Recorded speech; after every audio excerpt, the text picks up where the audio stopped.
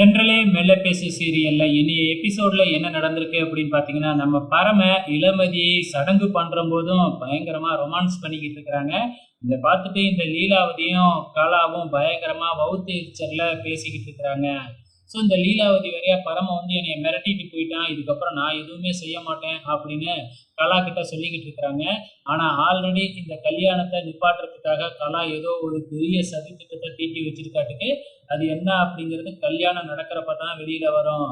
இந்த பக்கம் நம்ம கமலா அம்மாவை ஹாஸ்பிட்டல் அழைச்சிட்டு போயிட்டு கண்கட்டை பிரிக்கிறதுக்கு போனாங்க இல்லையா? கண்கட்டை கரெக்டா பிரிக்க போற நேரத்துல அந்த டாக்டருக்கு ஒரு ஃபோன் கால் வருது.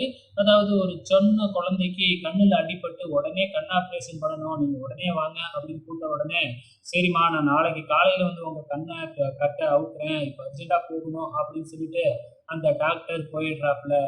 இந்த பக்கம் நம்ம இளமதி வந்து பாத்தீங்கன்னா கையில மருதாணி வைக்கிறவங்க இன்னும் வரவே இல்லையே அப்படின்னு ஃபீல் பண்ணிக்கிட்டு இருக்கிறாங்க.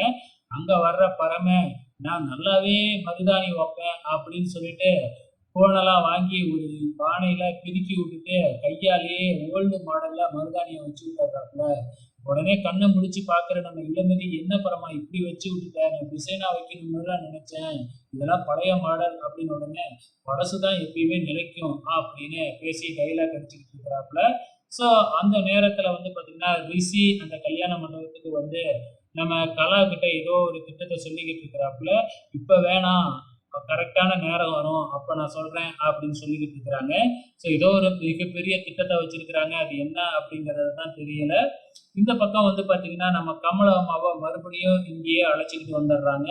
என்னாச்சு அப்படின்னு சொன்ன உடனே விஷயத்த சொல்றாங்க. ஏன் கண்கட்டை பிடிக்கல அப்படின்ன உடனே, நாளைக்கு காலையில தான் பிரிப்பாங்களாம், டாக்டர் அர்ஜென்ட்டா எங்கேயோ போயிட்டாப்புல அப்படின்னு சொன்ன உடனே, அப்படின்னா கல்யாணம் கரெக்டா காலையிலேயே அழைச்சிட்டு போயிட்டு கரெக்டா முகூர்த்தத்துக்கு நாங்க அழைச்சிட்டு வந்துடுறோம் அப்படின்னு சொல்லிட்டு இருக்காங்க.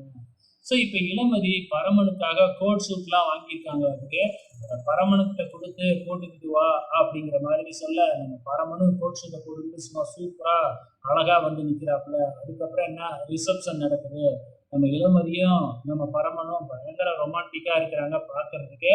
ஒருத்தருக்கு ஒருத்தர் மாலையை மாத்திக்கிட்டு ரிசப்ஷன் போய்கிட்டு இருக்கு. வெயிட் பண்ணி பார்க்கலாம் நாளைக்கு என்ன நடக்க போகுதுன்னு.